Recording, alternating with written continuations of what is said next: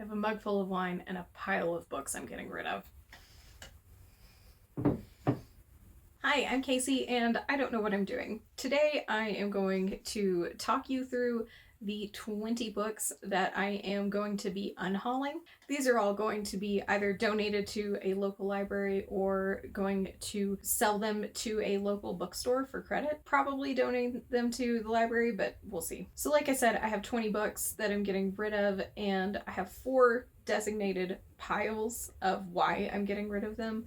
I have the I hated these books pile. I have, for some reason, these books just didn't quite work for me, but I didn't despise them pile. And then I have the I'm still unsure if I'm going to be getting rid of these. Some of them I didn't enjoy, but they have very pretty covers, so they make a nice addition to the bookshelf. Some of them I read and enjoyed, I just don't have a place for them that I want to put them. And some of them I read, well, 2 of them very specifically. I read the first one 8 years ago at this point, however long ago, and immediately picked up the second one and then never read it. And so now I'm contemplating donating both of them because I don't know if I'm ever going to continue in the series at this point. And the last one I have is the I'm never going to read this, am I? pile. We're going to start first with the wishy-washy pile, as I'm going to call it. I have Red Rising by Pierce Brown and Golden Sun by Pierce Brown.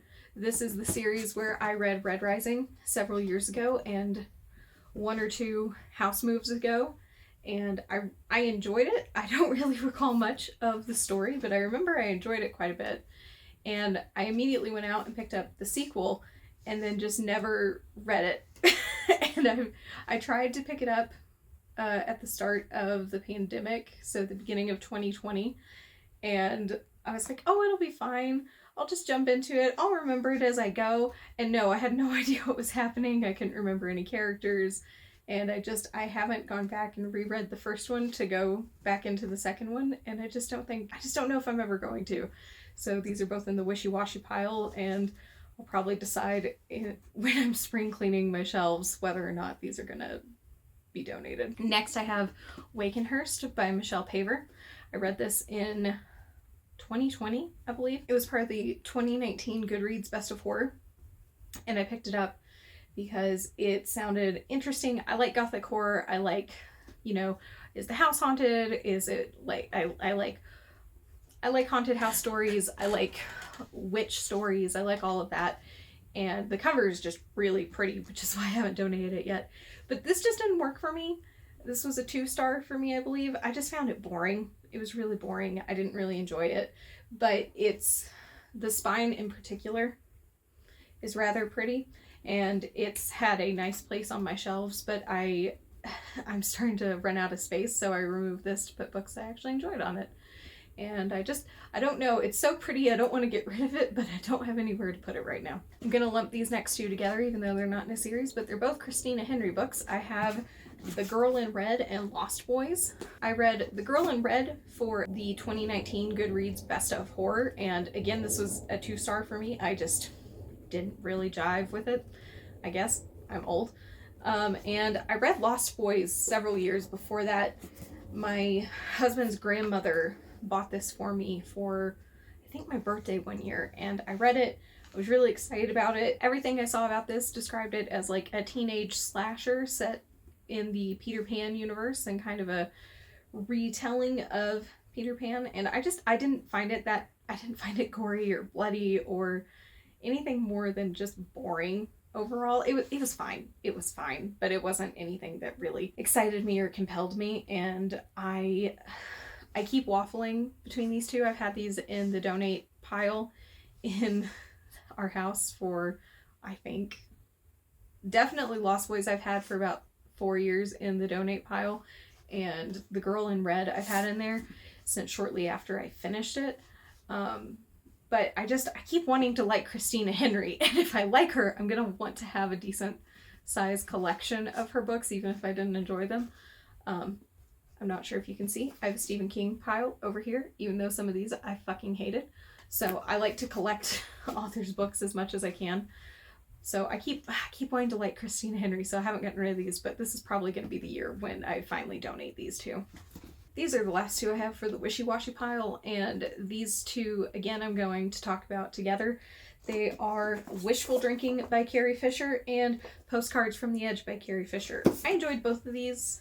They were entertaining and they were really fun. They're really short and really quick reads. But I don't have a place for these on my shelves. I didn't love them enough to want to show them off and keep them somewhere very visible. And I don't reach for these when I'm looking for a reread. And but I loved Carrie Fisher so much. And I do really enjoy her writing. These just weren't as, exciting as some of the other books I have. So I think I'm going to finally donate them this year. Next, I'm going to talk about the one book that I just don't think I'm ever going to read, and that is Dead Wake by Erik Larson. I can't remember where I picked this up. I think this might have been a birthday gift. If so, sorry, Lisa and Dale. But I've attempted to read this one, I think 4 times at this point, and I really can't get past the first chapter. It just doesn't do it for me. I'm not always a big fan of historical nonfiction told in much more of like a fictionalized, or what is it called? It's called narrative nonfiction, I believe is what it is. And that's a style that doesn't usually appeal to me. And that's what this is. Unfortunately, this just hasn't done it for me. And I keep putting it back on my TBR. Well, I don't want to call it my TBR. I keep putting it back on my desk over here, which is the collection of books I haven't read. And every time I go for it, I end up disappointed in the first chapter. So I think I'm just going to call it quit and donate it or resell it. So hopefully someone that will love it can pick it up. Next, we're going to go through the pile of books that I just didn't like for one reason or another and don't want to keep. The first one I have is The Servant of Venice by Christopher Moore. This was really disappointing to me. I want to say it was 2017 or I don't think it was 2018. It might have been 2018 that I read this. And it was the last book I read of the year, and it was one of my most disappointing books of the year. I really enjoy Christopher Moore. I have most of his books, and I've read almost his entire collection of works. And I really love so much of what he writes, but this just did not work for me at all. This is a combination of several Shakespeare plays told in a kind of collective format with Pocket as the main character. Pocket is the protagonist in Moore's book Fool, which is a retelling of King Lear. It's told from the court jester's perspective, thus Pocket. I found this to be disappointing. I didn't think it was well written. I thought the combination of the 2 or 3 plays that it had didn't quite work together and often kind of competed for time in the plot. Overall, this was disappointing, and as much as I hate to get rid of it, because I hate to get rid of one book in an entire collection, when I see this on my shelves, I'm just reminded of how disappointed I was by it. The next book I have is The Hollow Ones by Guillermo del Toro and Chuck Hogan. This I read last year for Goodreads Best of Horror for 2020. I didn't enjoy this one. Overall, this one I just didn't really enjoy. It wasn't that entertaining. This is one of the most egregious examples I have of first book syndrome, where you can tell it's just setting up the characters and the universe and the story and the romance, which didn't need to be there. And overall, it didn't have enough in it to really drive the plot of this novel forward, and it definitely didn't have enough appeal to keep me coming back for more in this series. The next one I have is Dragon Teeth by Michael Crichton. This one was really disappointing. I've had this on my shelves for a really long time, and I picked up the audiobook from my local library last year. I made it, I want to say, about 55% of the way through, and I gave up on it. It was so boring. The characters didn't really do anything for me. The plot was doing nothing for me and going nowhere. I just thought this was so boring. This was one that was published posthumously from Michael Crichton, and I think you can really tell. I've enjoyed every Michael Crichton I've read up until this point. He's very good at characters and the science that backs the story and drives the plot, and there was almost none of that in this one. Overall, this was dull, and I found it to be completely...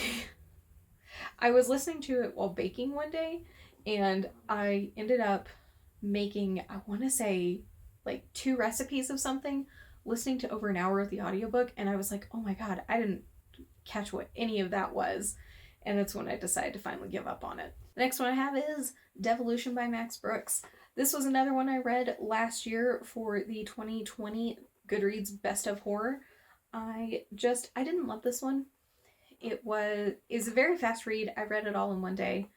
I took rather extensive notes on it when I was reading, and I honestly can't remember anything I wrote down or the reasons why this just didn't quite work for me. But this didn't, and it was so forgettable, and it's not a pretty enough cover to stay on my shelves. So I hope it finds its perfect home. The last one in this pile is Lock and Key Volume 1 by Joe Hill and Gabriel Rodriguez. This was a disappointment to me. Honestly, I don't know what to say too much about this one. I really disliked it. This isn't a criticism, but one of the things I really disliked about it was the art style. For some reason, just really didn't work for me. It really would take me out of the story anytime I started to get into it. I really didn't like it, and that is just on me. Obviously, Gabriel Rodriguez is an accomplished artist, and I probably have no taste. It just didn't work for me. The story itself was so disappointing and a massive waste of time. That's mean, but that's how I felt reading this. I didn't like the story. I didn't like the characters. It's Lovecraftian. This was the one that finally kind of cemented for me that Lovecraftian works or Lovecraftian inspired things just don't really work for me for the most part. It has to be a very special author for me to like Lovecraftian style fiction. Cough, cough. Victor LaValle, The Ballad of Black Tom. Read that. It's amazing. But everything else I've read that's Lovecraftian just doesn't really work for me. I thought the creepy elements got undermined by weird plot holes and weird plot decisions that I'm sure resolve as the series goes on, but I'm not going to be continuing in it. So hopefully this will find its home and someone will love it more than I could. Okay, moving on to the I hated you and I don't want you in my home anymore pile. We are going to start with another of Goodreads Best of Horror for 2020, and that's Secret Santa by Andrew Schafer. This I talked about in my Worst Books of 2021 video. It's poorly written, it's boring. I had low expectations for it and was still disappointed by it. This is probably the least hated out of everything in the pile, but I still hated it and it made it to my worst books, so it needed to go in that pile. The next book I'm going to talk about is The Maw by Taylor Zajonk. Again, this was one of my worst books of 2021. I hated this. I read this towards the end of the year and it was really just bad. It was bad. I don't know another way to phrase it except it was bad. It was boring. It didn't have enough science or naturalist elements to it to really keep me hooked. The cave elements of it were really poorly utilized. I haven't done this for any other book, but if you read this and you thought it was okay and you're looking for something else, I would read The Luminous Dead by Caitlin Starling. That one is a much better caving horror and absolutely tense and frightening. And honestly, if you thought this was okay, I would try James Rollins or Michael Crichton. I think they do everything that this book attempted to do, but better. The next book I have and the one after that are two more that were in my worst of books for 2021. And the first one is 5 Midnights by Anne Devia Cardinal. This I hated. I didn't like the plot. I hated the characters. I hated all of it. I wish the spine was not just this green, white, and beige. I wish it had some of these like black elements more so on here and maybe like some sort of design on there, because then it'd be pretty enough to keep. But I hated this and it would have to be a very pretty dust jacket for me to keep it in the house. Overall, I found this to be lacking in almost every element. The characters were underdeveloped and frankly just annoying to read about constantly. The plot was completely lackluster. I say this when this book starts with a literal evisceration, and it didn't do anything else more than that. It never quite met that level of intensity it set in the prologue ever again. And I just don't think it did enough. It didn't do anything that I liked. Next one I have is The Hangman's Daughter by Oliver Poch. My husband and I read this for the book club we did with his parents. This was a book that his father selected for us to read, and I did not care for this one bit. The writing in here is often, I don't know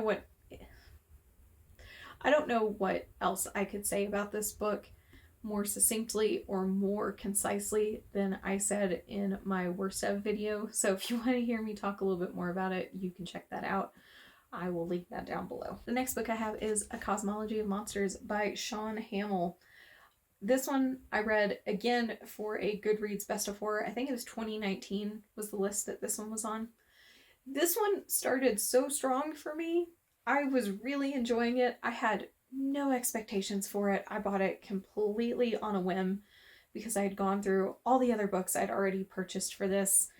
And this was really when I started trying to introduce Lovecraftian horror into my reading and making more of an effort to do so. And I thought it was really engaging. It was intense. It was really strange. It was really weird.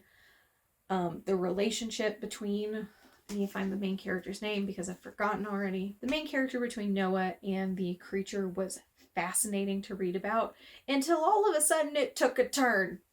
It took a turn and I did not appreciate it. I just want to say I hate the trend in horror books of, this ageless being of unimaginable power somehow finds a 13-year-old attractive and wants to be with them forever and begins a sexual relationship with them when they've known them since they were a fucking child. It was completely inappropriate and it was completely romanticized in here and I hated it, and it completely turned this from what should have been a solid 3-star to a 1.5 star.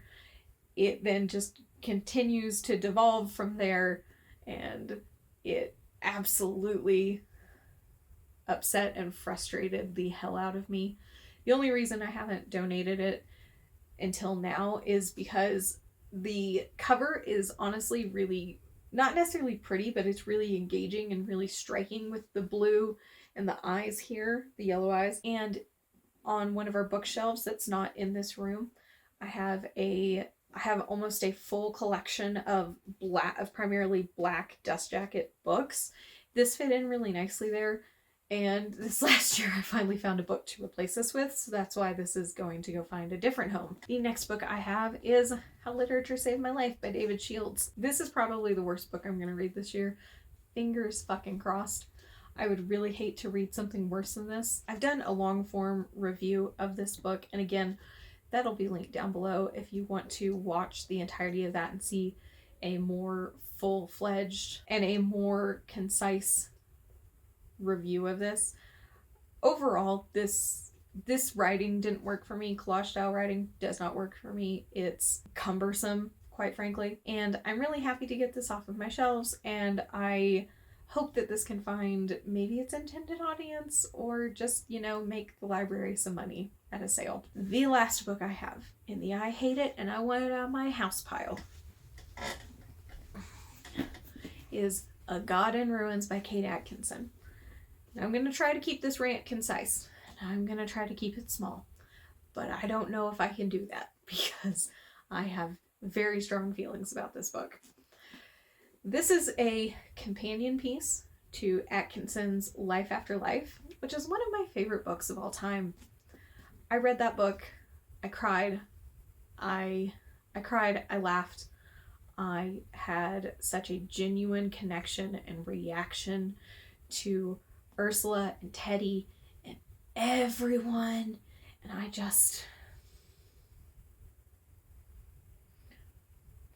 love that book so much. And I got this one for Christmas one year after I had purchased Life After Life and given it at Christmas to my mother-in-law, and she gave me this one.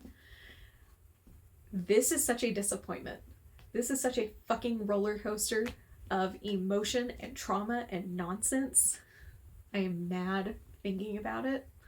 I got to the end of this book and I read the ending of it and I sobbed for a solid 15 minutes. I was such a wreck. I was so emotional. I had spent, I'm gonna get the fucking page number here.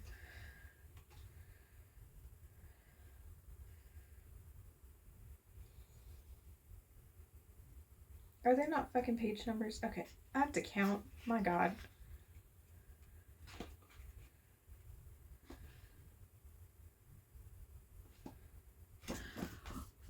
I read 445 pages of Violet, right? Like 95% positive it's Violet. Is it Viola? It might be Viola. I think it's Violet though. Oh my God, why can't I find it? Viola, it's Viola. Viola. I think it's Viola, not Viola.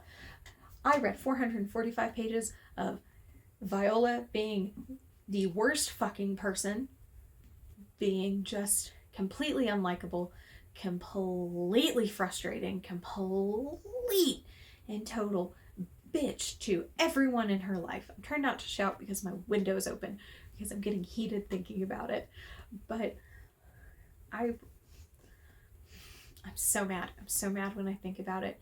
Everything that she put Teddy and her children through and everyone through. I read this book. There were parts that I really loved. And I got to the end of it. I read the ending and I sobbed. And I gave it 5 stars immediately because it was such a good ending to the book. It was speculative. It was strange. It was weird. It was so open-ended. And I just felt like it was such a good ending to such a frustrating book. And I felt like if a book was going to make me that angry and that heated about characters and what they did in their lives, then it must have done something right. And then the fucking author's note happened and ruined the entire book. And it just made me sit there and go, I don't need to get that upset about a book again unless I'm just going to commit to the fact that I hated it. And I did. Even though the author's note ruins literally the entirety of this book, it just cemented what I think I already felt, which was frustration and annoyance, and like it was only here to make you angry, to make you upset. And I could go into much more of it. I don't want to go into any spoilers for this in case it's something you're attempting to read right now, or you want to read, or you only want to read now that I've sat here and bitched about it for a couple of minutes. But this felt like an exercise in character that was only there to make you as a reader upset, especially if you love Teddy. And it's so maddening.